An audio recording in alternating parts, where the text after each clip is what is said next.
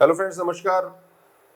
RPSC की preparation हम कर रहे हैं। आरएएस आरटीएस का जो एग्ज़ाम आ चुका है, उसका नोटिफिकेशन आ चुका है। फॉर्म भरने के लिए कुछ टेक्निकल एरर की वजह से थोड़ा सा टाइम और डिले हो रहा है, लेकिन हमारे पास में वैसे समय कम है। जो हमें टाइम एक्स्ट्रा मिल रहा है वो हमारे लिए बोनस है, तो इस टाइम को हमें यूटिलाइज करना। मेरे पास बहुत से लोगों के मैसेजेस आ रहे हैं, बहुत से लोगों के कमेंट्स आ रहे हैं। जो ये कुछ लोगों ने जीरो से स्टार्ट किया, कुछ लोगों ने प्री पास किया हुआ लास्ट टाइम, कुछ ने मेंस में अपीयर हुए, कुछ फाइनली उनका सिलेक्शन हुआ लेकिन बहुत पीछे आए कि इसे किस तरह से करें। देखिए, एक चीज़ हमेशा समझ लीजिए कि जैसे मैंने जब एग्ज़ाम क्लियर किया, आरएस को जो टॉप किया, उसके बाद यूपीएससी क्लियर किया, मेरे साथ जो लोग ट्रेनिंग करने वाले थे, तो उनमें मैंने एक चीज़ कॉमन देखी कि उन्हीं लोगों का सिलेक्शन होता है, इरेस्पेक्टिव ऑफ एनी फैमिली और एनी सोशल बैकग्राउंड, जिनकी तैयारी जो है वो कंपोज्ड है। कंपोज का मतलब तैयारी को उन्होंने फैलाया नहीं है।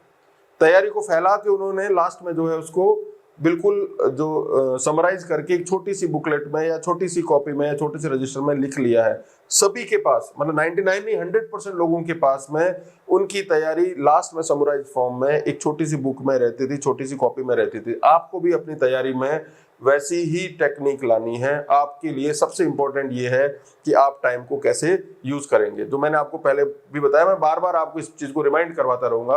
हो सकता है आपको, बहुत से लोगों को जो है इस समय उनका जो कॉन्फिडेंस है काफी लो, बहुत से लोगों को जो काफी लो फील कर रहा हो, उनको ऐसा लगता है कि ये बहुत दूर की घोड़ी है, हम ये कर पाएंगे या नहीं कर पाएंगे।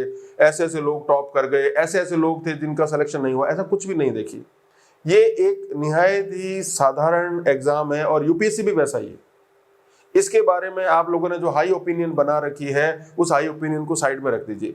इस एग्जाम की तैयारी काफी लोग तैयारी इसलिए नहीं करते, बहुत बड़ा वर्ग इसलिए तैयारी नहीं करता है कि वो इसके बारे में इतनी हाई ओपिनियन रखते हैं कि उनको लगता है पता नहीं कैसे लोग इसको क्लियर करते होंगे। तो ये बिल्कुल आप जो है इसको बिल्कुल रूल आउट कर दीजिए। ऐसा कतई नहीं है। आपने यूनिवर्सिटी का एग्जाम दिया है, आपने अपने बोर्ड के एग्जाम्स दिए हैं स्कूल में, वैसा ही एग्जाम ये है और वैसा ही एप्टीट्यूड इसमें चाहिए। तो आप फोकस्ड होके सिलेबस के ऊपर जो है तैयारी अपनी जो है उसको सिलसिलेवार कीजिए। टॉपिक को एक बार करने के बाद में, अच्छा मैं आपको और बताने आ रहा हूँ कि जो सप्ताह में हम चीज कवर करेंगे उससे रिलेटेड ऑब्जेक्टिव बहुत अच्छे क्वेश्चन जो है हम आपको कोशिश करूंगा एक पेपर में 100 क्वेश्चन आए, ताकि आप जो टेक्स्ट पढ़ लें उसके बाद में आप वो एग्जाम जब दे देंगे, ऑब्जेक्टिव क्वेश्चन दे देंगे, तो आपको प्री के लिए फिर बार बार देखने की आवश्यकता नहीं है।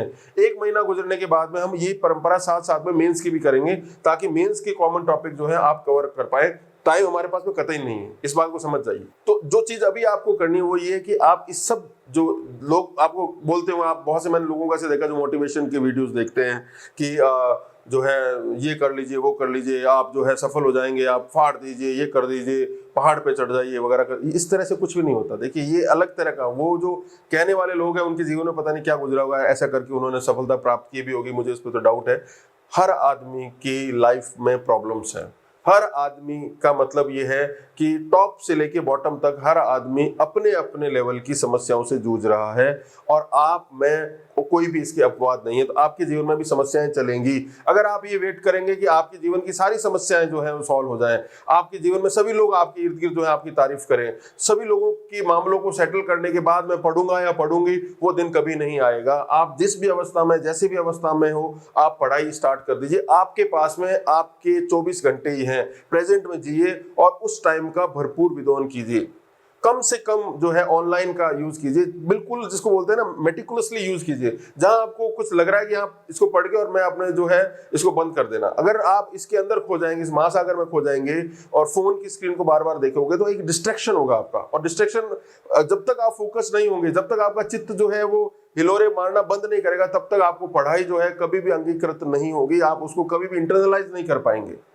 तो अपने जीवन को बिल्कुल मध्यम मार्ग पे लेके चलिए। कोशिश कीजिए कि कुछ टाइम आप अपने लिए निकाल पाएं। फिजिकल एक्सरसाइज कुछ कर लीजिए, थोड़ा बहुत मेडिटेशन अगर चाहें तो आप कर सकते हैं। आप जो है आधा घंटा ही अपने लिए निकालेंगे तो आपकी प्रोडक्टिविटी मैनी टाइम्स एनहांस होंगी। और एटलीस्ट 6 to 7 आवर्स फोकस्ड पढ़ाई कीजिए। पढ़ाई का मतलब ऐसा नहीं है कि आप बुक आपके पास में पढ़ी और आप उसके पन्ने पलट रहे हैं, या आप जो है कवर चढ़ाना स्टार्ट कर देते हैं, या आप देख देख के लिख रहे हैं। दैट इज नॉट पढ़ाई। पढ़ाई का मतलब है कि आपका जो ब्रेन है उस फोकस आइटम को 100% जो है उसी के ऊपर, आपके आसपास कोई भी तरह का दूसरा भटकाव नहीं आना चाहिए। कहना आपको थोड़ा सा अजीब लग रहा हो, लेकिन आप कोशिश कीजिए ये चीजें होंगी। आप कम बाहर निकलेंगे, कम लोगों के साथ एक्सपोजर होगा, कम दोस्ती करेंगे, कम फोन देखेंगे, कम मोबाइल देखेंगे, ऑनलाइन कम जाएंगे, तो आपको वो जो चीजें आपने एक बार जिसके साथ आपका एक्सपोजर हुआ है वो बार बार चीजें जो है रिबाउंड होकर आपके माइंड में नहीं आएगी। तो माइंड जो है आपका चित्त जो है वो टिक जाएगा और इसी से आपकी मेमोरी बढ़ेगी। जो चीज आप पढ़ेंगे फोकस्ड होके वो आपको लंबे समय तक याद रहेगी। अभी जो चीजें पढ़ रहे हैं उनकी आपको कम से कम 4 से 5 बार रिवीजन करने पड़ेंगे तो ही चीजें याद होंगी। सभी का माइंड बराबर चलता है। कुछ लोगों को देख के हमें ऐसा लगता है ये इतने इंटेलिजेंट है, ऐसा नहीं है। हो सकता है कुछ पार्ट में इंटेलिजेंट, कुछ में आप भी हो। और आपकी जो डोरमेंट कैपेसिटी है, आपकी जो आपके अंदर जो छुपी हुई जो आपकी जो पोटेंशियल, आपके अंदर जो एप्टीट्यूड है, वो आप कई बार हम खुद उस चीज को नहीं जानते हैं। तो मैं आपको ऐसे बहुत से लोगों को जानता हूँ, मेरे ऐसे बहुत से फ्रेंड्स हैं जिन्होंने टॉप भी किया, यूपीएससी भी किया, हमारे साथ आरएस में भी टॉप थे, टॉप 10, जो एग्जाम से जस्ट 2 दिन पहले भी उनको ऐसा लगता था कि पेपर अगर आगे बढ़ जाए तो बहुत अच्छा हो, हमारी तैयारी न जाने कैसी। हर आदमी को ऐसा लगता है, मार्क्स आते हैं तो बहुत अच्छे आ जाते हैं। तो आप ये मत सोचिए केवल आप ही इस अवस्था से गुजर रहे हैं। आपके जीवन में जो भी झंझावात हैं, उन झंझावातों से निकल के जब आप सक्सेस प्राप्त करोगे तो ही जीवन में उस चीज का आनंद है। अगर आपके जीवन में सब कुछ ठीक है तो इसका मतलब कुछ ना कुछ बहुत बड़ा गड़बड़ है। किसी का जीवन पूर्णतः प्राप्त नहीं किया था। अगर आपके जीवन में अभाव नहीं है, तो अगर अभाव नहीं है तो उसके प्रति उसकी चेतना नहीं होगी। आपको लगेगा कि मेरे पास ये बुक नहीं है, तभी आप बार बार सोचेंगे। उसकी चेतना, आपका जो कॉन्शियस माइंड है उसी पे बार बार जाएगा। तो हर व्यक्ति के जीवन में अभाव होता है, उसके प्रति आपकी कॉन्शियसनेस आपको लेके जाएगी, वही जीवन में गति लाता है। तो ऐसा नहीं है कि आप आरएस बनने के लिए या किसी भी एग्जाम को क्लियर करने के लिए योग्य नहीं हो। आप सर्वथा योग्य हो। और आपके पास में जो योग्यता का जो पैमाना वो है, आपने 24 घंटे कैसे यूज लिए, अपने 24 घंटों का कितना मेटिकुलस यूज किया। और सोने से पहले शीशे में सामने खड़े होकर स्वयं से पूछिए कि क्या मैंने आज इतना डिवोट किया अपने आप को मेरे लक्ष्य के लिए जितना मैं कर सकता था। तो क्या मैं जितना मैं डिजायर कर रहा हूँ, जितना मैं जो है चीजों के प्रति मैं आकांक्षा रख रहा हूँ, क्या उतना जो मैं डिजर्व कर रहा हूँ या कर रही हूँ। तो ऐसा इन चीजों से अपने आप को बचाइए। ये सब चीजें साथ में जीवन में चलेंगी। अप्स एंड डाउन्स मूड्स के, आपके फाइनेंशियल क्रंच भी लोगों के होते हैं, लोगों के फैमिली में भी इश्यूज रहते हैं, बॉडीली भी आपको जो है वो इशू रहता है। तो सबसे इंपॉर्टेंट जो है, जो आधार है हमारी सक्सेस का, वो हमारा माइंड बॉडी रिलेशन है। इसके साथ में आप बिल्कुल कोहेरेंसी रखिए, तारतम्यता रखिए, यही आपको सक्सेस दिलवाएगा। अपने आप पे विश्वास कीजिए, अपने परिवार वालों पे विश्वास कीजिए, अपने पेरेंट्स पे विश्वास कीजिए, उन लोगों में विश्वास कीजिए जो आप पे विश्वास करते हैं। और बाकी किसी व्यक्ति का आपके जीवन में कभी भी कोई बहुत ज्यादा महत्व नहीं रहता है। अपने आप को नेगेटिविटी से बचा के रखिए। तो इसी क्रम में मैं आपको समय समय पर, क्योंकि मैं एग्जाम जो है, फर्स्ट एग्जाम में जो मुझे मनोवांछित मेरी रैंक नहीं मिली, तो मुझे ऐसा लगा कि मैं फेल हो गया। इस तरह का डिप्रेशन हमें भी आया। यूपीएससी में शुरू के 3 चांस तक नहीं क्रैक हो पा रहा था, तो फेल थे। तो मुझे फेल व्यक्ति के और पास और टॉप होने और पास होने की भी अनुभूति, दोनों तरह की अनुभूतियां हैं। और मैं 2004 से जो है प्रिपरेशन के लोगों से जुड़ा हुआ हूँ। मुझे मेरा जो है ये हॉबी समझ लीजिए या मेरा पैशन है कि मैं चाहता हूँ कि ऐसे लोग जो वाकई में योग्यता रखते हैं कम से कम इसलिए पीछे नहीं रहे कि उनको सही मार्गदर्शन नहीं मिला है। आप खुद को सफल बनाने के लिए और खुद को असफल करने के लिए एक ही व्यक्ति जिम्मेदार है, वो आप स्वयं है। तो आप सोच लीजिए। बहरहाल, ज्ञान की बातें बहुत हुई, अब बातें करेंगे पढ़ाई की। पढ़ाई में इसलिए मैं जो मेरे वीडियोस हैं, बीच में बोल रहा हूँ, वीडियोस जो हैं वो भी मैं जानबूझ के थोड़े फास्ट, थोड़े कॉम्पैक्ट रखता हूँ कि उसमें भटकाव न हो। मनोरंजन नहीं करना हमें। टीचर साहब बहुत मनोरंजन करते हैं, हमें वो टीचर बहुत अच्छे लगते हैं। ये मनोरंजन करना हो तो फिर आप मूवी देखिए या कुछ और कीजिए जिसमें आपका मन का रंजन होता हो। यहाँ तो करियर बनाना है, ये तय करेंगे। ये 8 महीने, 1 साल, 6 महीने का पीरियड ये तय करेगा कि आप अर्श पे रहोगे या फर्श पे रहोगे। आप जो है बॉस के दरवाजा खोलोगे गेट का, या फिर आपको लोग सैल्यूट करेंगे। आप जो है डीएम बनोगे, एसडीएम बनोगे, या आप जो है चाय की थड़ी पे बैठ के भीड़ का एक हिस्सा बन जाओगे, वो आपको तय करना। तो इससे इंपॉर्टेंट आपके जीवन में कोई भी जो है काल नहीं हो सकता। इसलिए इसको बहुत ही सोच समझ के खर्च कीजिए। ये ऊर्जा को बचा के रखिए, अपने फोकस जो अपना जो लक्ष्य है उसके लिए फोकस कीजिए। तो मेवाड़ की हिस्ट्री हो चुकी है, राजस्थान के सांस्कृतिक विभाग हमने कर लिए हैं। अब हम मारवाड़ के इतिहास को शॉर्ट में समझने का प्रयास करते हैं। इसमें क्या क्या चीजें आती है। मारवाड़ की राजधानी कोई समय में मंडोर होती थी, बाद में लंबे समय तक जोधपुर रही। राठौड़ वंश के राजाओं का यहाँ पर शासन रहा लंबे समय से, सिहा से लेके और मान सिंह और इवन आगे तक जो हनुमंत सिंह तक के काल में क्या क्या इंपॉर्टेंट घटनाएं घटती है जिनसे प्रश्न पूछे जाने चाहिए, उसकी हम एक एक करके चर्चा करते हैं। बहुत से लोग ये मानते हैं कि मारवाड़ के जो शासक थे वो राठौड़ वंश के थे, बाद में वो बीकानेर किशनगढ़ वगैरह में भी राठौड़ चले जाते हैं, ईडर में भी कुछ समय के लिए रहते हैं। तो ये जो राठौड़ शब्द है वो कुछ लोग मानते हैं राष्ट्रकूट से बना है, राष्ट्रकूट का डिफॉर्म्ड वेरिएंट है, यानी उसका अपभ्रंश होके होके जो है राठौड़ बना। हालांकि इसमें मत मतांतर है, मत वैभिन्न है, जो है कॉन्ट्रारी ओपिनियन रखते हैं हिस्टोरियन एक दूसरे के प्रति। अब ये राठौड़ जो है कौन से वंश के हैं। अब राठौड़ स्वयं को तो बोलते हैं हम सूर्यवंशी हैं, राम के वंशज हैं। कुछ लोग हैं जैसे जो ट्रेडिशनल लीनियज रखने वाले भाट हैं, वो ये बोलते हैं कि हिरण्यकश्यप की संतान है राठौड़। दयाल दास ऋख्यात नामक पुस्तक दयाल दास ने लिखा है कि ये ब्राह्मण भल्लराव की संतान है और सूर्यवंशी है। लेकिन पृथ्वीराज रासो में नैणसी की ख्यात में टॉड भी ये कहता है कि ये दरअसल कन्नौज के गहड़वाल वंश से आए हैं। वही कन्नौज जहां का राजा जो था जयचंद था, जिसकी वजह से पृथ्वीराज और उनमें आपस में जो नहीं बनती थी। गहड़वाल वंश जो है इसमें एक से एक प्रतापी शासक कोई समय में हुए। वहां पर सांस्कृतिक परिप्रेक्ष्य में भी देखा जाए तो काफी बड़ा लंबे समय तक इन्होंने राज किया, और वो हम जब इंडिया की हिस्ट्री पढ़ेंगे उसके बारे में देखा जाएगा। जयचंद को भी हम जिस परिप्रेक्ष्य में देखते हैं वो अलग तरीका है, लेकिन अगर उसको निष्पक्ष रूप से देखा जाए तो वो भी एक जो है प्रतापी शासक रहा। चंदावर की लड़ाई के बाद में जो उनका पलायन होना स्टार्ट हुआ, उसी पलायन में फिर जो है आगे सिंह आते हैं, वो आगे बात करेंगे। अभी हम बात करते हैं कि इनकी उत्पत्ति कैसे हुई। तो मोटा मोटी ये माना जाता है कि गहड़वाल वंश से, कन्नौज से ये लोग आए। हालांकि एक अभिलेख है 753 का राष्ट्रकूट के शासक दंतेदुर्ग का अभिलेख। दंतेदुर्ग का अभिलेख के आधार पर कुछ लोग ये मानते हैं कि राष्ट्रकूट जो दक्षिण भारत में शासन करते थे और ध्रुव धारावर्ष नाम के शासक जो थे उज्जैन तक आ गए थे, इन्हीं लोगों ने आगे जाकर मारवाड़ में जो है राठौड़ वंश की स्थापना की। और माना भी जाता है कि जो चक्रेश्वरी देवी को बाद में जो नागणेची मूर्ति जो मानी गई, जो उनकी आराध्य देवी मानी गई राठौड़ों की, वो भी दक्कन के राष्ट्रकूट प्रदेश से लाई गई। लेकिन इस पर बहुत ज्यादा जो जिसको कहा जाता है कि रिलाय नहीं किया जा सकता, जो फैक्ट्स इसको कोरोबोरेट नहीं करते। तो मोटा मोटी जो है वो यही माना जाता है कि कन्नौज के गहड़वाल वंश के से आए हुए लोग थे। गहड़वाल वंश का संस्थापक है सिहा, जिसने बाद में राव की उपाधि भी धारण की। बाबर जब मोहम्मद गौरी ने जब तराइन के दूसरे युद्ध में पृथ्वीराज को हरा दिया, उसके बाद उन्होंने चंदावर का युद्ध किया जिसमें जयचंद को हरा दिया। जयचंद को हराने के बाद में जब दिल्ली सल्तनत स्थापित हो जाती है, कुतुबुद्दीन ऐबक सत्ता में आ जाते हैं, तो आसपास के क्षेत्रों को जीतना स्टार्ट करते हैं। उसी क्रम में, उसी परिप्रेक्ष्य में, उसी बैकग्राउंड में गहड़वाल वंश के बहुत से लोग जो है अपने स्थान को छोड़ के पलायन करते हैं, और उन्हीं पलायन करने वालों में एक व्यक्ति है जिसका नाम है सिहा। अब लोग ये कहते हैं कि जब वो आ रहा था अपने कन्नौज से, जब वो द्वारका जा रहा था, तो रास्ते में वो पुष्कर में एक जगह रुकता है, और पुष्कर में जब वो रुकता है तो उसको एक ब्राह्मणों का संघ मिलता है जिनको पालीवाल कहा गया। मूल रूप से गौड़ ब्राह्मण थे लेकिन पाली में रहते तो पालीवाल कहलाए। तो वो मिलते, उन्होंने कहा कि हमारे आसपास ऐसी जनजातियां हैं जैसे मेद है, मीना है, या ऐसे लोग हैं जो कि जनजाति हैं और वो लूटमार करती हैं। तो उस लूटमार से हमें बचाने के लिए हमें आवश्यकता है एक ऐसे व्यक्ति की जो हमारी रक्षा कर सकता है, आप हमारे साथ चलिए। एक करता ये कथन ये भी मिलता है हमारे को कि भीनमाल में भी उन्होंने जो है ब्राह्मणों की रक्षा की थी।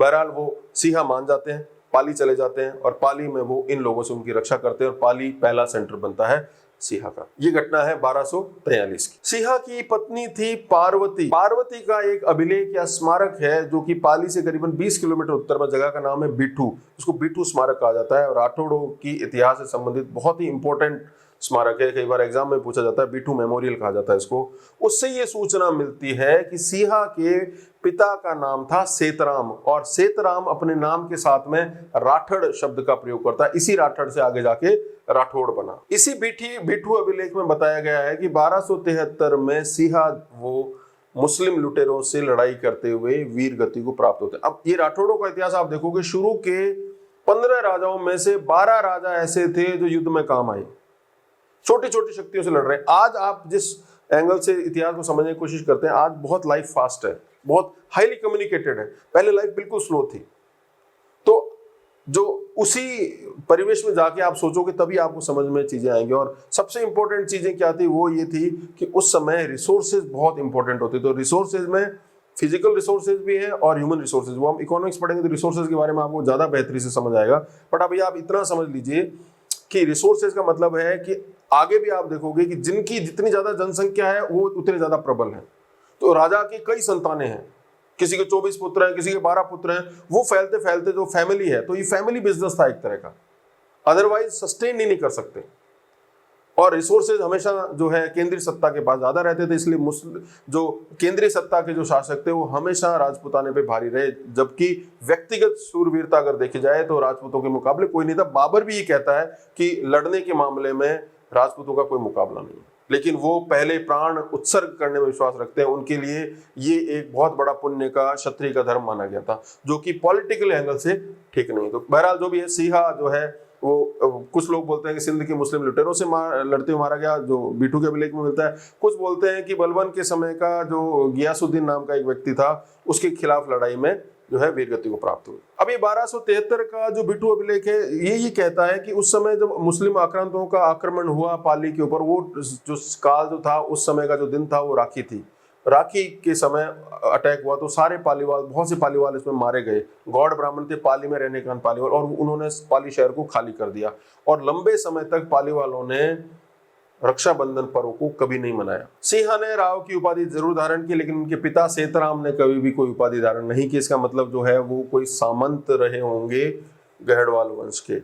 सिंहा की मृत्यु के बाद अगला राजा जो है उसका नाम है आस्थान, 1273 से 1291। उन्होंने अपनी राजधानी पाली से हटाकर युंदोज बनाई, जो बाद में गुंदोज कहलाया। खेड़ और ईडर, खेड़ जो है वो मालानी वाला जो एरिया जो है उसके पास एक जगह होती थी खेड़।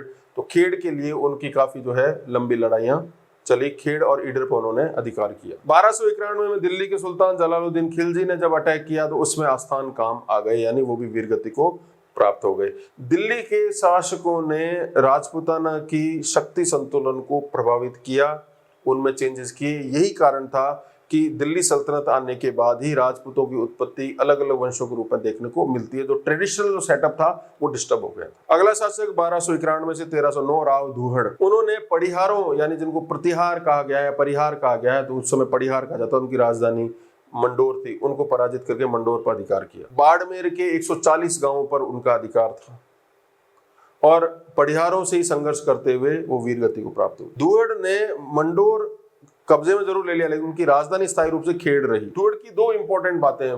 पहली इंपॉर्टेंट बात तो ये कि वो कर्नाटक से चक्रेश्वरी देवी की मूर्ति लेके आए। बाड़मेर के पचपदरा परगने में नागाना गांव में वो मूर्ति को स्थापित करके और वहां पे भव्य मंदिर बनाया। और ये आराध्य देवी, कुल देवी या क्लैन गॉडेस जो है राठौड़ वंश की बनी। इसे नागणेची माता का मंदिर भी कहा गया, राटेश्वरी माता का मंदिर भी कहा गया। अब दूहड़ की मृत्यु जो है वो बिल्कुल वैसे ही, अगर आपने गेम ऑफ थ्रोन्स देखा हो कि जो स्टार्क हैं उनकी फैमिली को खाने पे बुलाया जाता है और जैसे मार दिया जाता है, हूबहू वैसी स्टोरी थी कि उन्हें खाने पे धोखे से कैसे मारा गया। पूरा का पूरा जो है भोज रखा गया और भोज में जो है उनको मार दिया। मतलब वो जो समय जो था वो था बहुत ज्यादा एक दूसरे पे संदेह करने का समय। इस तरह की आज के एंगल से हम जैसे सोचते हैं, हमको वो कथाएं समझ में नहीं आएगी। बहुत अविश्वास, मतलब आप ये समझ लीजिए राजा जो है जूते पहनने से पहले डरता था। एक व्यक्ति ये काम करता था कि राजा के जूते अपने पास में पकड़ के बैठा रहता था, क्योंकि जूतों में भी जहर डाल देते थे, उससे भी शासकों की मृत्यु। एक बार मृत्यु हो गई तो सारा तख्ता पलट हो गया।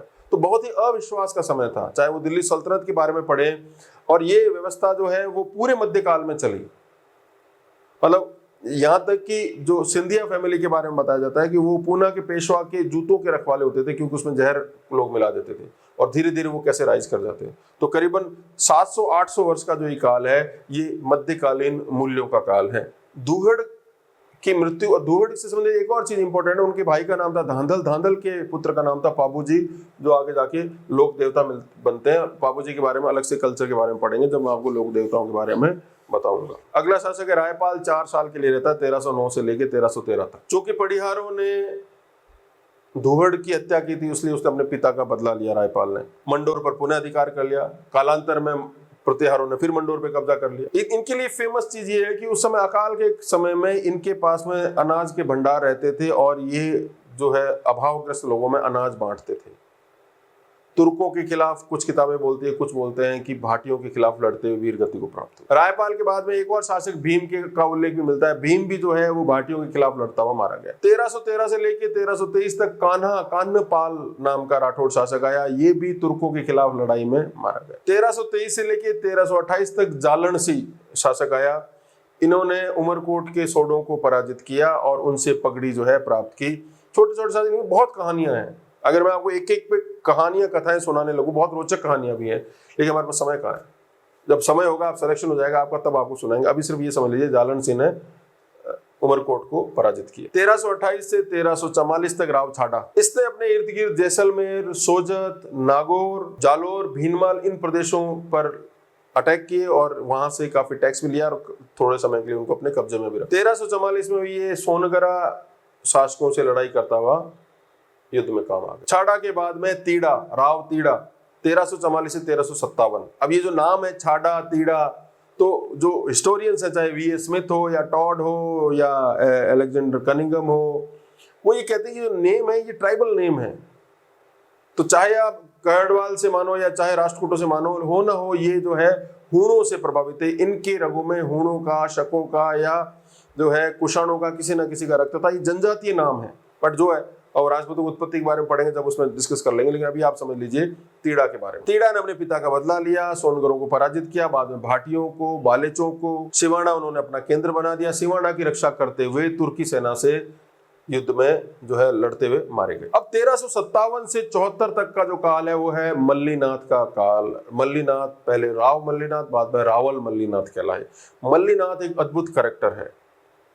आपने अशोक के बारे में बहुत पढ़ा होगा कि अशोक ने भेरी घोष छोड़ के धम्म घोष को अपना लिया, ये कर लिया, वो कर लिया, लेकिन एक ऐसा शासक है जो वाकई में बहुत बड़ा योद्धा है और उसने लड़ाइयां लड़ी है, हजारों लोगों को अपनी खड़क से जो है मौत के घाट उतारा है। वो व्यक्ति यकायक जो है वो साधु बन जाता है।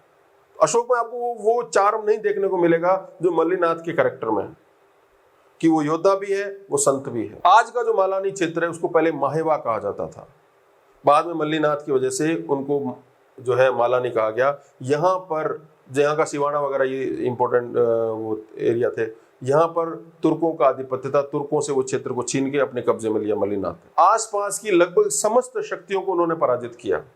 बाद में अपनी पत्नी के प्रभाव में और एक संत के प्रभाव में आकर उन्होंने जो है वैराग्य पंथ को अपना लिया और सिद्ध संत बन गए, लोक देवता के रूप में पूजित भी हैं। उनके पंथ को कुंडा पंथ कहा जाता है। उनका मुख्य केंद्र नाकोड़ा रहा, जिसे मेवा नगर भी कहा गया। उन्होंने अपने भाई वीरम को अपना उत्तराधिकारी बनाया और मारवाड़ का वह प्रदेश जहां पर मल्लीनाथ का आधिपत्य था वो मालानी कहलाया, आज भी कहलाता है। 1374 से लेके 1383 तक वीरमदेव के समय भी वही क्षेत्रीय शक्तियां हैं, छोटी छोटी शक्तियां हैं। भाटी है, सोनगरा है, चौहानों का शासक है, पड़िहार है, तुर्क हैं, सिंध के मुसलमान हैं। ये जो लोग हैं इनसे इनके संघर्ष जो है निरंतर चल रहे हैं। तो वही छोटी मोटी लड़ाइयां, कभी कोई जीत रहा है, कभी कोई हार रहा है। जोहिया राजपूतों के खिलाफ, जैसे इसलिए मैंने आपको पहले सांस्कृतिक प्रदेश पहले कराए, मोहिया वाली, जोहिया वाली, ये जो जोहिया वाटी, ये प्रदेश तभी आपको जो है आप रिलेट करेंगे जब आपको पता होगा कि क्षेत्र कहाँ पर है और यहाँ पर कैसे लड़ते हैं। तो जोहियों के खिलाफ लड़ाई करते हुए, संघर्ष करते हुए वीर गति को प्राप्त हुए। वीरमदेव के समय में कल्चरल डेवलपमेंट होना स्टार्ट हो गया था। वो कवियों को, विद्वानों को आश्रय देने लगे, उनके समय में किताबें लिखी जाने लगी। वीरमदेव के काल से लेके आगे रणमल और जोधा तक का जो पीरियड है, इस समय जो संतानें हुई उनके नाम पर राजपूतों की कई, राठौड़ों की कई शाखाएं, उपशाखाएं बनी। वीरम के पुत्र थे देवराज, गोगादेव, जयसिंह राव और सबसे इंपॉर्टेंट है चुंडा। इनके आश्रित कवि का नाम था भादर डाडी और उन्होंने किताब लिखी वीर मायण, जिसमें वीरमदेव सलखावत के जो है परसुएट्स जो है, उनके जो अभियान है उनकी और उनकी वीरता का बखान है। इन्हीं के समय में एक और कवि हुआ जिसका नाम था जाखो मणिहार। उन्होंने 1397 में 1397 में हरिश्चंद्र पुराण लिखा, जिसकी कॉपी बीकानेर के ग्रंथागार में सुरक्षित है। उन्होंने 4-5 और किताबें भी लिखी। बेली कृष्ण रुक्मणी की, जो बाद में पृथ्वीराज लिखता है, वो बड़ी किताब है, लेकिन इससे पहले भी लिखी गई है। बेली कृष्ण रुक्मणी की, गंगा जी का दोहा, ठाकुर जी के दोहे इत्यादि। अब है चुंडा। 1394 से लेके 1423 तक वीरमदेव की मृत्यु के बाद में वो डिस्गाइज्ड फॉर्म में, यानी गुप्त तरीके से, एक आलाचारण है जो कि बालेसर में के पास में किसी गांव में रहते थे, उसके घर में उसका लालन पालन हुआ, और बाद में वो जब उनको पता चला कि भाई ये जो है वो रॉयल प्रिंस है और वीरमदेव की संतान है, तो उनको फिर आला जो है वो मल्लीनाथ जी को सौंपने के लिए जाता है। उनके चाचा मल्लीनाथ जी ने सालोड़ी जागीर दी चुंडा को और उनको प्रशिक्षित किया, और ऐसा माना जाता है कि मल्लीनाथ जी के ही आशीर्वाद से उन्होंने आगे मंडोर पर कब्जा किया। अब मंडोर पे कब्जा किया, बहरहाल इसी क्रम में क्या होता है कि फिर जो है, आप हमेशा इस चीज को समझिए कि पहले भी हमने मेवाड़ के इतिहास में भी देखा कि जो वैवाहिक संबंध हैं वो बहुत इंपॉर्टेंट रोल प्ले करते हैं साम्राज्य के विस्तार में। तो चुंडा की का विवाह जो है वो परिहार शाखा में हुआ, और ऐसा माना जाता है कि मंडोर को दहेज के रूप में दिया। हालांकि इतिहासकार मानते हैं कि राजधानी को कौन दहेज में देता है, बट वो ठीक है। और ऐसा भी नहीं है कि एक पुत्र या पुत्री हो, उस समय का जो काल जो था, कुछ कुछ शासकों के 2-2 दर्जन बच्चे होते थे, तो आज के समय से उसको रिलेट नहीं किया जाता। बहरहाल जो भी है, चुंडा ने मंडोर पर अपना आधिपत्य कर लिया। पड़िहारों को लोकल लैंग्वेज इंदा नाम से जाना गया, जिसमें हमने एक सांस्कृतिक प्रदेश भी किया, इंदावाटी। तो एक अभिलेख के अनुसार इंदा शासक राज धवल ने अपनी पुत्री लीला दे का विवाह चुंडा से किया। मंडोर का गढ़ दहेज में मिला, इसलिए दिया क्योंकि यवनों का यानी मुस्लिम आक्रांतों का बार बार आक्रमण हो रहा था। उन्हें एक ऐसे व्यक्ति की सहायता की आवश्यकता थी जो कि जो शस्त्र के रूप में, जिसके पास में मिलिट्री फोर्स हो, वो चुंडा के पास। मारवाड़ में एक दोहा भी प्रसिद्ध है इस मामले में, इंदारो उपकार कमदज कदे न बीसरे, चुंडो चवरी चाड़ दी मंडोवर दायजे।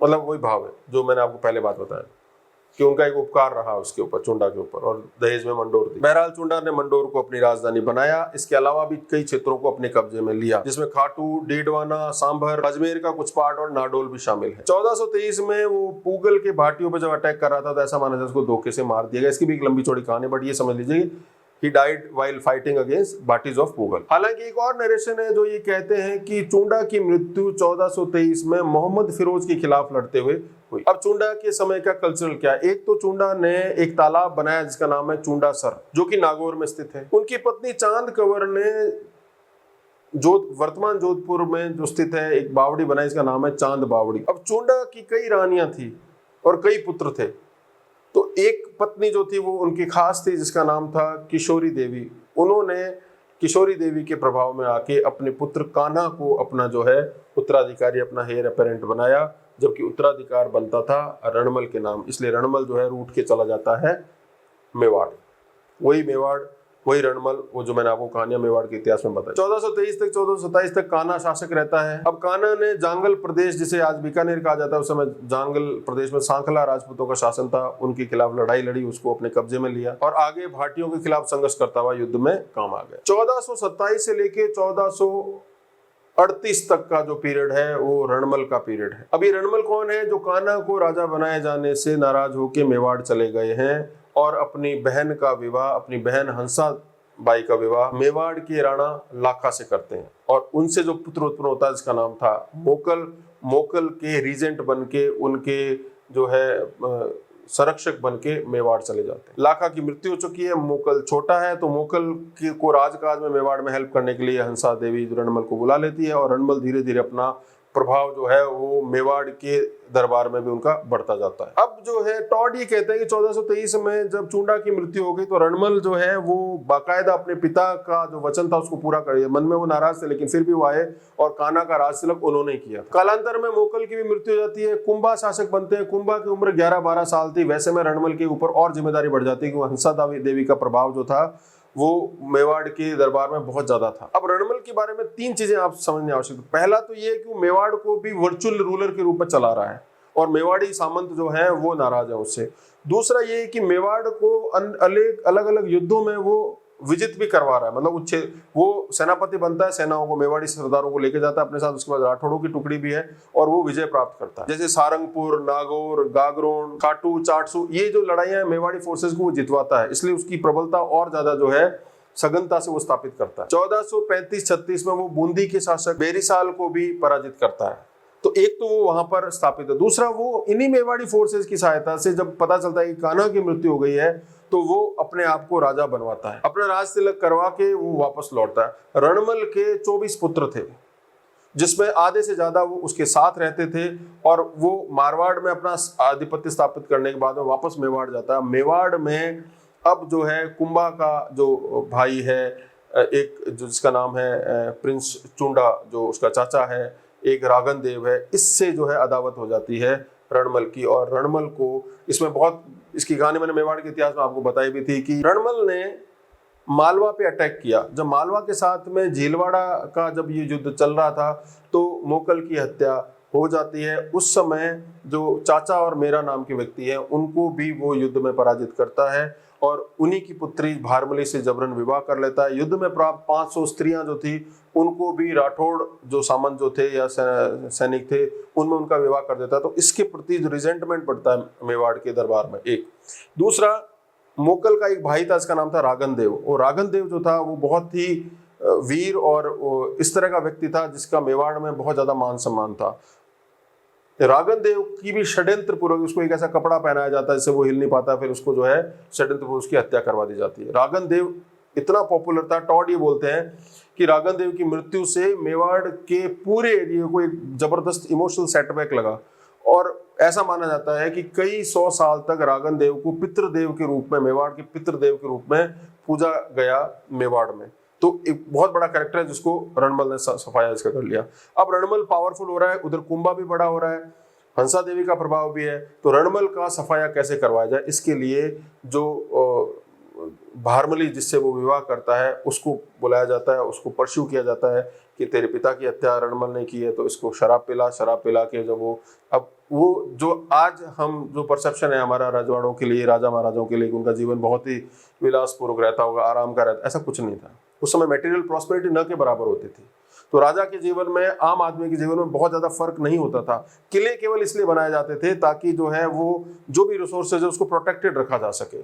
तो रणमल एक साधारण खाट पे सो रहा है, एक ऐसा व्यक्ति जो वर्चुअल रूलर है मेवाड़ का, एक चारपाई पे सो रहा है और उसी की, उसको अधिक शराब पिला देती है भारमली, फिर उसी के साफे से उसको बांध दिया जाता है और उस पर मेवाड़ी सामन टूट पड़ते हैं। फिर भी कथाएं ये बताती है कि रणमल इतना साहसी, इतना बहादुर और इतना बड़ा योद्धा था कि शराब के नशे में टुन होने के बावजूद भी और अटैक होने के बावजूद भी वो चारपाई समेत जो है वो खड़ा हो जाता है। लेकिन चारपाई जो थी वो इतनी उसकी लेंथ में बड़ी थी कि उसके पैर टिक नहीं पा रहे थे और उसका एक हाथ खुल जाता है और एक लोटे से वो बताते हैं 7 मेवाड़ी सरदारों को मार डालता है। अब सोचिए कैसा व्यक्ति रहा होगा वो। बहरहाल रणमल को मार दिया जाता है। जिस समय रणमल को चित्तौड़ में मारा गया उसके कई पुत्र वहां पे थे, उनमें चूंडा भी था, उनमें जोधा भी था। रणमल की हत्या 1438 में दिवाली की रात को हुई थी। अब मेवाड़ी सामंत उससे इतने ज्यादा नफरत करते थे कि उसके शव को क्षत विक्षत करके डाल दिया गया। रणमल की के साथ में एक चानन खेड़िया नाम का चारण होता है जो कि उसका जो है आश्रयदाता जो है वो कवि भी था जिसको रणमल ने रखा था। फिर वो बहादुरी से जाता है और उसके शव को लेता है और उसका विधिवत दाह संस्कार किया जाता है। और जोधा को भी बचा के निकालने में चानन खेड़िया का बहुत ही इंपॉर्टेंट रोल रहता है। माना जाता है कि जब जोधा को संकेत किया जाता है कि मेवाड़ी लोग आपको मार डालेंगे तो उस समय एक प्रचलित कहावत होगी जो आज भी किताबों में आपको मिल जाती है, जोधा भाज सके तो भाज, तेरो रणमल मार्यो गयो। तो जोधा जो है वहां से निकल आता। अब जब चारपाई पे उनको पकड़ के मार दिया गया तो माना जाता है कि मारवाड़ में एक ये परंपरा बन गई कि मारवाड़ का जो भी शासक होगा वो कभी भी ऐसी चारपाई पे नहीं सोएगा जिसमें उसके पैर जो है बाहर नहीं निकले। तो वो एक छोटी चारपाई पे ही सोएंगे जिसमें कम से कम उसके पैर निकल जाए। अब ये इसमें कितनी सच्चाई कितनी नहीं है जो भी है, बट ये परंपराओं में आता है। रणमल जो था वो विद्वानों का आश्रयदाता भी था, उसका पुत्र भी था जोधा और वो भी था। उनके समय के कवि गार्डन पसाइत ने राव रणमल रूपक नाम की पुस्तक लिखी। आगे जाकर यही कवि जो है जोधा के लिए जोधायन भी लिखता है। रणमल के 24 पुत्रों में अधिकतर पुत्रों के जो वंशज हुए उनसे राठौड़ों की कई उपशाखाएं भी निकली, जैसे राव जोधा से जोधा, राव अखे से, जैसे राव अखेराज भी कहा गया है, से जैतावत, कुंपा से कुंपावत, राव कांदल से कांदल, चांपा से चांपावत, लाखा से लाखावत, भाकरसी से बाला, डूंगरसी से डूंगरसोत, पाता से पातावत। और लगभग जितनी भी इंपॉर्टेंट उपशाखाएं वो लगभग इसी समय बनी। उदा से उदावत, नाथा से नाथावत। तो 24 पुत्र थे। तो सभी जो है वो जो है राजपूतों की पॉपुलेशन में जो जितने भी अलग अलग जो उपशाखाएं हैं वो इन्हीं से बनती। 1438 से लेके 1489 तक राव जोधा अगले शासक है मारवाड़। तो जोधा से पहले मारवाड़ के 15 शासकों में से 9 जो हैं वो युद्ध में काम आए हैं और उनमें 6 जो हैं वो मुस्लिम आक्रांताओं के खिलाफ। रणमल की हत्या के बाद तुरंत मेवाड़ी सेनाओं ने, चुंडा इत्यादि ने मारवाड़ पे अटैक कर दिया और मारवाड़ को अपने कब्जे में ले लिया। जोधा ने अपना सेंटर काहुनी नामक ग्राम बनाया और अपनी पावर को जो है वो कंसोलिडेट करने लगा। आखिरकार 1453 में वो मंडोर को प्राप्त करने में कामयाब रहा। फिर अपने पुत्रों, अपने भाइयों, अपने रिश्तेदारों के सहयोग से मंडोर, मेड़ता, फलोदी, पोकरण, भादराजून, सोजत, पाली, सिवाना, सांभर, अजमेर, नागौर, डीडवाना, ये सारे क्षेत्रों को अपने कब्जे में ले लिया। जोधा एक नया एक्सपेरिमेंट ये करता है कि वो वेसल सिस्टम लेके, वेसल सिस्टम का मतलब है कि इतना बड़ा साम्राज्य अब अकेला जोधा नहीं संभाल सकता, तो एक तरह का ट्राइबल सिस्टम जो है उसने एस्टेब्लिश किया कि जो जहां पर कब्जा कर रहा है उस जगह को मैं अब एक तरह से सेमी ऑटोनोमस रूप से वो शासन करेगा, और खास करके जो बॉर्डर एरियाज है उसमें उसके जितना ब्लड रिलेटिव नजदीक होगा उनको शासन दिया गया। इसे धीरे धीरे वो एक्सपांड करते हैं। 1459 में उन्होंने चिड़िया टूक पहाड़ी पर जोधपुर की नींव रखी, जिसे मेहरानगढ़ या गढ़ चिंतामणि भी कहा गया है। मेहरानगढ़ किले की नींव जो है वो करणी माता ने रखी, और ऐसा माना जाता है कि इस किले को बनाने से पहले राजिया नाम के एक व्यक्ति ने अपनी स्वेच्छा से जो है स्वयं को जीवित जो है उसके नीचे उसको जो है वो दफनाया गया। जोधा द्वारा बनाया गया जो किला है, बाद में जसवंत सिंह उसको जो है मरम्मत भी करवाता है। किले में 7 पोल, पोल का मतलब है एंट्री गेट बड़े बड़े बनाए गए, जिसमें हाथी पोल भी इंपॉर्टेंट है। टोटल 7 पोल है इसमें। किले में फतेह पोल या विजय पोल जो है महाराजा अजीत सिंह ने बनवाई थी, जब 1707 में उन्होंने मुगलों से जो है अपने आप को निजात दिलवा ली। 1806 में मान सिंह ने जय पोल बनवाई। तो ये जोधा के समय की इंपॉर्टेंट बातें हैं। जोधा का एक पुत्र था जिसका नाम था बीका, जो बॉर्डर में ऊपर की तरफ जांगलू प्रदेश में था। बीका ने फिर बीकानेर की स्थापना की। वो आगे बीकानेर के बारे में पढ़े। कंस्ट्रक्शन या जैसे मैंने आपको बताया जोधायन लिखी गई, वो के अलावा जोधा की पत्नी थी जसमा देव, उन्होंने रानी सरद नाम का तालाब बनवाया। जोधा ने किले के अंदर नागणेची माता का मंदिर भी बनवाया। जोधा के बाद में 3 साल तक शासक रहते हैं राव सातल। अजमेर के मल्लू खां नाम के एक शासक ने मारवाड़ की कुछ तीजनियों को जो पर्व मना रही थी उनका अपहरण कर लिया। उनको सुरक्षित बचा के लाने का और मल्लू खां को मारने का काम जो है राव सातल करते हैं। तो 1492 में राव सातल ने मल्लू खां को पिपाड़ के युद्ध में पराजित करके मार डाला और जो बंधक स्त्रियां थी उनको छुड़वाया। हालांकि इस युद्ध में वो गंभीर रूप से घायल हो गए और उनकी मृत्यु भी हो गई। इस जो घटना है इसी की याद में मारवाड़ में एक मटकुओं का एक त्योहार मनाया जाता है, इसे घुड़ला महोत्सव भी कहा जाता है। घुड़ला एक नृत्य भी है। कुछ बुक्स में इस लड़ाई को कोषाणा की लड़ाई भी कहा गया है। राव सातल की पत्नी फूलादे भटियाणी ने फूलेलाव तालाब का निर्माण जोधपुर में करवाया। अगले शासक हैं राव सूजा, जिनके बारे में कहा जाता है कि उन्होंने सोजत को विधिवत तरीके से स्थापित किया। सातल के छोटे भाई थे। बाड़मेर, कोटड़ा, जैतारण, इन क्षेत्रों पर उन्होंने कब्जा करा। इन्हीं के काल में बीका ने जोधपुर पे चढ़ाई कर दी और इन्हीं के कुल में वीरमदेव हुए जो इन्हीं के समकालीन थे। उन्होंने मेड़ता में एक ऑलमोस्ट स्वतंत्र जो है राज्य की स्थापना की। तो ये सूजा का जो समय है ये आपस में, अब यहाँ से बीकानेर वाले भी लड़ाइयां कर रहे हैं, मेड़ता वाले भी कर रहे हैं, इनकी भाइयों के युद्ध भी चलेंगे। अगला शासक 1531 तक राव गंगा। जब ये सत्ता में आए तो जोधपुर में फलोदी था, पोकरण था, सोजत था और जैतारण, ये 4 परगने उसके पास थे। खानवा का जब युद्ध चल रहा था, पार्टी परवन हुआ, जब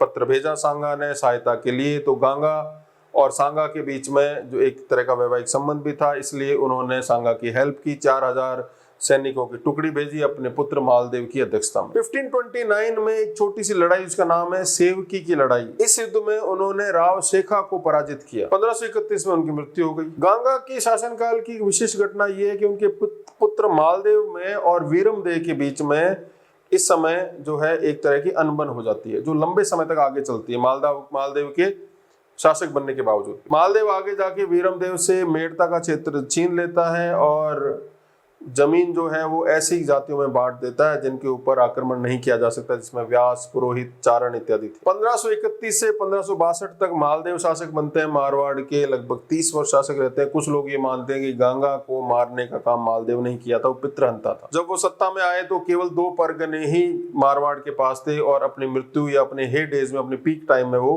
58 परगने शामिल कर चुके थे। अपने समय के वो सबसे बड़े राजपूताना के सबसे बड़े पॉलिटिकल फिगर थे। उन्होंने खानवा के युद्ध में भाग भी लिया। सांगा को युद्ध के मैदान से बचा के वो बसवा तक लेके भी गए। 1532 में जब बहादुर शाह, गुजरात के बहादुर शाह ने मेवाड़ पर अटैक किया तो उस समय उन्होंने विक्रमजीत की सहायता भी की। मालदेव के शासन में मारवाड़ के आसपास के सभी परगने शामिल हो गए थे। लगभग सब क्षेत्रों को उन्होंने जीत लिया। पोखरण को, सोजत को, फलोदी को, भादराजून को, नागौर को, अजमेर को, सबको उन्होंने अपने अंडर में ले लिया। 1536 में जैसलमेर के राव लोणकर्ण की पुत्री उमा दे भटियानी से उनका विवाह हुआ और विवाह के दिन ही जब जो मधुरात्रि के समय उन्होंने जो है उनकी एक सेविका थी भारमली जो है उनके प्रेम में वो पड़ जाते हैं। उमा देवी जो है रूठ के चली जाती है, जो आगे जाके रूठी रानी के नाम से फेमस होती है। 1541 में एक लड़ाई होती है, पाहेबा की लड़ाई, जिसमें बीकानेर के राव जैतसिंह को मालदेव युद्ध में पराजित कर देता है। युद्ध में पराजित करके मार डालता है। राव जैतसिंह का पुत्र कल्याणमल है, वो भाग के दिल्ली के सुल्तान शेरशाह की शरण में चला जाता है। मालदेव की सबसे ज्यादा अदावत जो थी वो मेड़ता के शासक वीरमदेव से थी। उसको उन्होंने अलग अलग युद्धों में पराजित किया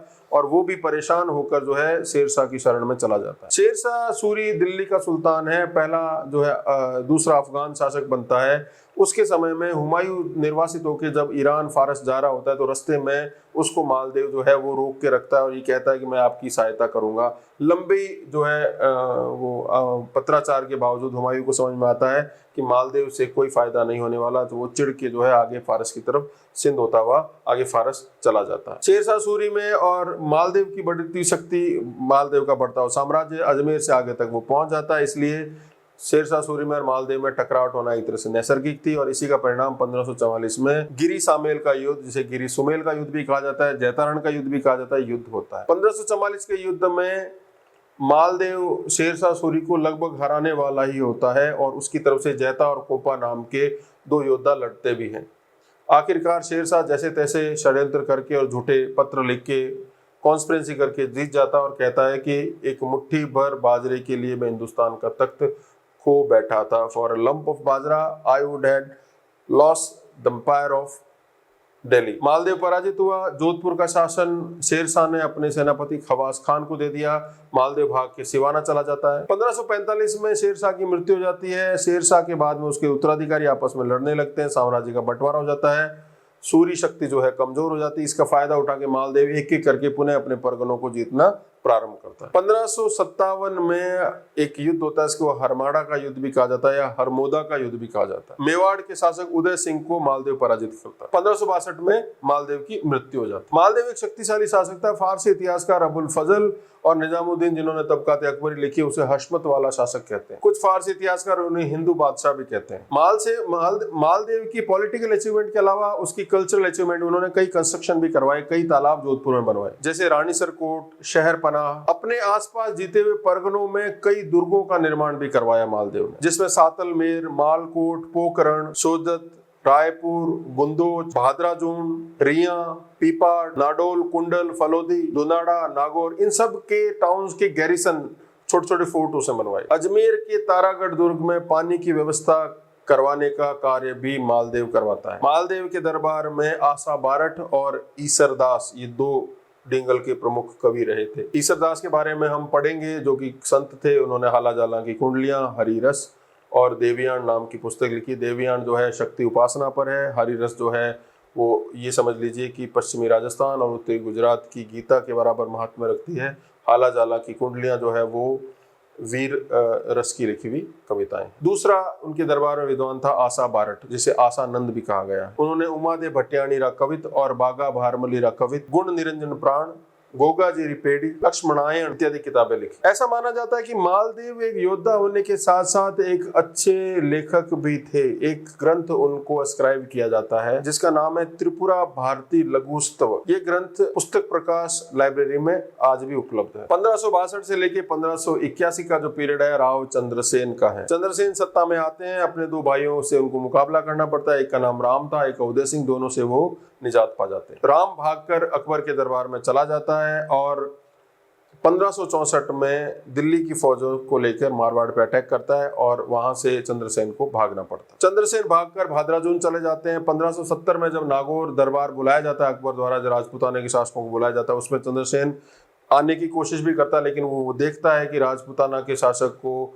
अकबर के सामने झुकना पड़ रहा है तो उसको न गवारा गुजरता है और वहां से चला जाता है। आपको पता होना चाहिए कि नागौर दरबार राजपूत नीति, अकबर की राजपूत नीति का बहुत बड़ा पड़ाव है। 1570 में पश्चिमी राजस्थान के राजपूताना के शासकों के साथ कैसी नीति रहेगी उसके लिए अकबर नागौर में दरबार आयोजित करता है। इसमें बीकानेर की तरफ से कल्याणमल, जैसलमेर से हर्राज, जोधपुर से उदय सिंह शासक आते हैं और अकबर की अधीनता स्वीकार कर लेते हैं। चंद्रसेन आता है लेकिन वापस चला जाता है। चंद्रसेन लगभग वही नीति अपनाता है जो महाराणा प्रताप अपनाते हैं। भादरा जून सिवाना में रहते हुए छोटी सेनाओं को इकट्ठा करता है और एक तरह से छापामार युद्ध को जारी रखता है, इसलिए उसको मारवाड़ का प्रताप भी कहा जाता है, मारवाड़ का भूला बिसरा शासक भी कहा जाता है। 1581 में इसी अवस्था में एग्जाइल में उनकी डेथ हो जाती है। इनके दरबार में भी आशा बारट थे और उन्होंने एक ग्रंथ की रचना की, गुण 84 रूपक बंध।